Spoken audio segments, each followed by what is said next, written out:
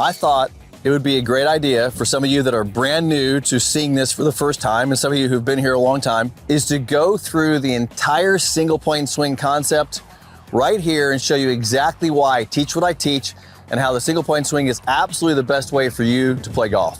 Welcome to the channel today. I want to go through the single plane swing in a little bit of detail and explain to you the entire concept. Maybe this will help you kind of decide in your own mind, is this the best thing for you? What the common sense behind the single plane swing is, things I've maybe learned about the single plane swing that can really help you, and why this actually transformed my game, and it's transforming thousands of people around the world if they just understand it. So maybe it's just getting to the understanding of what is the single plane swing. Probably the best way, and matter of fact, I was just on a news station the other day, probably the best way to describe this is to get a stick. I got one more thing I want to grab here before I get going too far. I got a couple things that'll demonstrate for you. I got two things. I got a stick, because I'm going to show you some of the ideas behind the single plane swing, and I got this long hammer here. So let's start with the stick. If I said to you, I want you to hit that object, forget for a minute that that's a golf ball. I want you to hit that object on the ground with this stick. Here's what you would do. You would take the stick and you'd go like this. And I do this with my grandkids. I do it with kids all the time. And they go like this. They point the stick at the object they're gonna hit. Now, I want you to see the mechanics behind this. I know it's not a golf swing yet. Let's not get into all that. But watch this. They'll grab it, both hands like this, and they'll point the stick at what they're gonna hit. That makes sense, right? It doesn't matter how long the stick is. You're pointing the stick at the thing you're hitting. Now, look at the biomechanics behind this. They're lining up both arms in the direction of the object they're hitting. See my trail arm, my lead arm, my trail arm, everything's lined up at this, right? This is your first sign, first clue that there's biomechanics behind the single plane swing. Because what they didn't do, I didn't say hit that, they didn't do this. They didn't put the stick down here like this. They didn't hang their arms down here to hit that. They pointed this stick at the object they're gonna hit. Okay. So this is your first sign that the conventional golf swing, what they teach you in conventional golf swing is this. They're teaching you to come up here, hang your arms down, grip the club, and now you're not pointing the stick at the object you're hitting. You're gonna have to, because you're gonna swing and the stick's gonna line up with that. So they're asking you to then somehow figure out a way to get your body into an orientation to strike that thing when your stick is not lined up at the ball. Okay, so I'm just showing you this whole concept behind what the single plane swing is. Now let's take it one step further. If I finally figure out that the best way to hit that ball with this stick is to line up the stick with the ball, and I also know this, the most important moment is impact. Well, if I go to impact, you see, once again, the stick is lining up with my arms. Stick lining up with the arm, stick here. So I'm lining the stick up with the arms. I've got to orient the body and get the face square. Now, you're starting to see this thing kind of come together because we have the arm lined up with the stick, with the object I'm gonna hit, and we're trying to get the most important moment of impact. What I want you to understand about the single plane swing, however, is now when we talk motion, biomechanics, we're gonna simplify motion. So let's do this. This obviously is a long hammer with a hammerhead. If I said now, we got to hit the ball in that direction, we're going to hammer, we're going to take the stick pointing at this object, we're going to hammer something in a straight line towards our target. Look what's happening. Two things. Obviously, the stick, once again, is lining up with my arm, but I also have oriented the hand in a way to work in a straight, direct line, non-rotational, okay? So that means I have to put the stick in line and the hand in a position that can go into a straight line. Now, this hand, I want it lined up so it's square. See that? So now I have this one squaring the face and this one direct in a direct non-rotational straight line. And look what I get. I get an alignment and I get a hammer. You see what I'm doing here? I am simplifying the mechanics of striking a golf ball. Let's put this together with a golf club. So now we have loft We have a close to a 3-foot hammer. And now I'm gonna line everything up the exact same way. And now you see exactly what the single plane swing is. It's an alignment of the club onto its plane, the plane being the club lining up with the thing I'm hitting, the orientation of the hand to the target, and the trail hand moving like a hammer, non-rotationally. You cannot put the body in a simpler way to strike an object on the ground with a stick. And now the golf club becomes a 3-foot hammer. Let's go through some detail. Tilt is very important because obviously the trail hand is lower on the club. I must have the lead hand to the target, so this must be lined up. And the body, we have to rotate the body for acceleration, for speed, and we need to leverage the club to produce speed and compress the ball. So I'm adding these elements into the fundamentals of a 3-foot hammer. So now I got a 3-foot hammer. I want to leverage the hammer, and then I want to strike the hammer dead square. Let's talk biomechanics. The way the body's designed now, if I'm going to take a 3-foot hammer, I want to make this very consistent. Because now that I have the body into a single plane, the most important thing that I have learned is now we have space. See, when you're a conventional golfer and you're standing like this and you're close to the golf ball, you don't have a lot of space. So now when this hammer tries to line up with the arms, you've got to somehow create space. You got to lift the body. So you'll see people's feet will come off the ground. Golfers, most players that stand in 2 planes, feet will come off the ground. Somehow they're making space. Sometimes it's feet, sometimes it's rotation, sometimes it's body lift, whatever it is. If you have back problems, this is probably part of the reason you're seeing back problems, is because the space, you got a spatial problem. So I don't have that anymore. Now that I'm in a single plane alignment and I have this nice tilt of my body, I can now impact the golf ball, impact with my feet on the ground because I already have the space. Now I'm gonna lift them afterwards, right? After my head comes forward, I'm gonna lift, but through impact, my feet are on the ground. So you're seeing the swing, it looks like this. Look at my alignments, lead arm, back of the hand, trail arm lined up, everything's lined up, leverage, compression, right? So look how simple that golf swing is.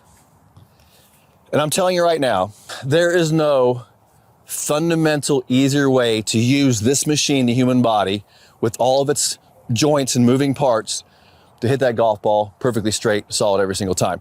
There is no easier way. I'm lining the stick up. I'm lining the hand up. I'm putting this hand non-rotational. I'm creating the proper space. I'm leveraging on plane and returning back down. Watch this swing again. That is the fundamentally easiest way to use this machine, the way it's designed to strike a golf ball.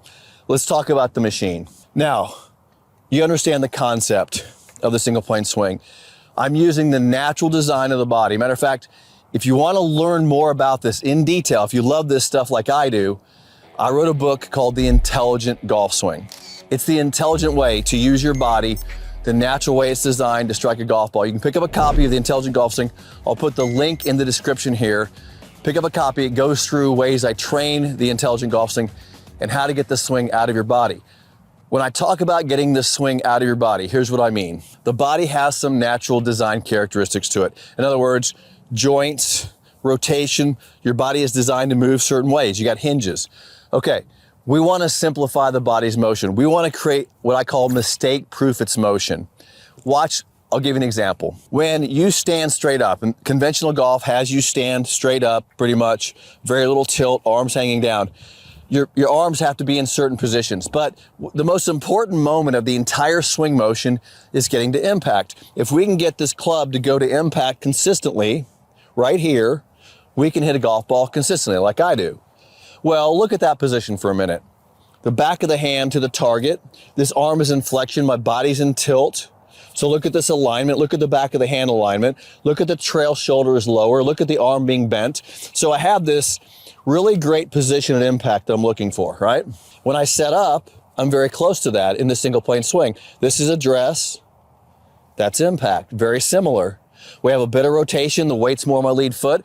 So I have rotation and some weight movement. Other than that, I'm on the single plane. Look how the body is working here. I'm gonna show you. We'll start with the lead side of the body. The most effective way to get the left side of my body working to square the face. Watch what happens. The tilt of the body, and the arm is now in flexion, the shoulder's in front. When this arm does this in the backswing, I turn the body. This arm is turning as much as my torso. I'm not rotating the arm, everything goes together. My arm is only rotating as much as my torso. And then, so you have rotation, and that moves the club to the inside. And then, when this arm folds, we call this leverage, this hand goes into radial deviation. That's the hand hinge we talk about. So I get hand hinge, there's leverage. So I have turn and leverage. Now, interestingly enough, that club now goes back on an arc and goes onto plane. That plane is the same plane as I started. So what happens is proper motion of the club puts it onto a path, a plane, that's exactly designed to hit this golf ball at impact. That's the most efficient, least amount of movement, most effective way the body works. For example, if I was to take the club back and not have the proper motion of the arm, that club would be steep. You cannot hit a golf ball from this plane. It has to reroute. You don't want to reroute because what happens is that's extra motion, and now I got to get back to impact. So now you have this extra movement.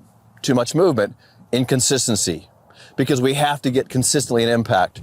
So the most efficient movement of this arm is like this. Rotate, leverage, rotate, unhinge. So ulnar to radial, radial to ulnar. And all I'm doing is rotate, rotate. Now, range of motion. The body has built-in limits. Let me explain this to you. So when I do this with my arm, it's called internal rotation. If I keep the arm internally rotated right here, in flexion and internally rotated, I have tilt in my body, the maximum range of motion of my forearm is that far. I can't go further, nor can you. That's the max, that's end range of my arm. Doesn't it make sense, follow me on this, doesn't it make sense that this arm, if I go end range and that face is square every single time, that the goal would be to go to end range at impact every time. If I can do that, I hit it dead square every time. Watch, I'm now at my address. I'm on the single plane. This arm is moving non-rotational, no rotation in this arm. This arm is going internal rotation, end range. Internal end range every time because of the position of my body. I am hitting a square face every time. I can't help it. So now you're noticing what you're seeing here. This arm's in end range. This arm's non-rotational. Leverage, end range, dead square every time. Watch this. That ball flies perfectly straight every time. I can't not square the face. It's gonna move perfect because it's the only place my body can go. And I'll kind of end this conversation with this. The lower body is stabilizing. I'm bracing, stable. I'm using lower body, it's rotating. I have to have it rotating to produce acceleration. So my lower body is stabilizing so the upper body can work. Tilt. Tilt is very important because this arm has to work straight line into that ball for power and speed. This arm is squaring the face. The body has its own function. It has a purpose. And the way it's designed, we want to use the way it's designed. In my book, The Intelligent Golf Swing, my goal is to get the swing out of you. I'm not trying to create positions you can't go to. I'm not trying to put you in contorted, quick fix positions. I'm trying to put your body into its natural design. Let's go through this one more time so you understand it. I'm tilting my body, my feet position, the way they're rotated, it matters because the way the body stabilizes. I have the tilt of my body is in an end range with the lead arm. My trail hand is non-rotational, the club is on its plane. I'm gonna take it back onto plane, return it back down to plane. My body stabilizes as it rotates. I deliver the club with these leverage angles into impact. I return it back to its plane and I release it right down the plane. And this hand goes back to its natural rotation, which is end range and squares the face. I'm not trying to square the face, it's the only place it can go. Here we go again, nice 7-iron, setting up on plane, leverage, right back down. Look at the lead hand, look at my alignments, look at the plane, look at the stick, look at the tilt. Here we go. And it's a natural motion. Why? Because I have space. I have the space I need to move the club around my body. It makes a natural plane around the body. I'm not forcing it. I'm not lifting it. I'm not lifting my feet. Everything about the single plane swing is the way the body is naturally designed to strike a ball on the ground with a stick. Find out more information about this. If you want to learn the single plane swing, simplify it. Guys, it's easier than you think. I just showed you a quick concept about the stick, about a hammer, and how the swing is already inside of you. Go to theintelligentgolfswing.com, pick up a copy of the book. I'll see you in the next video.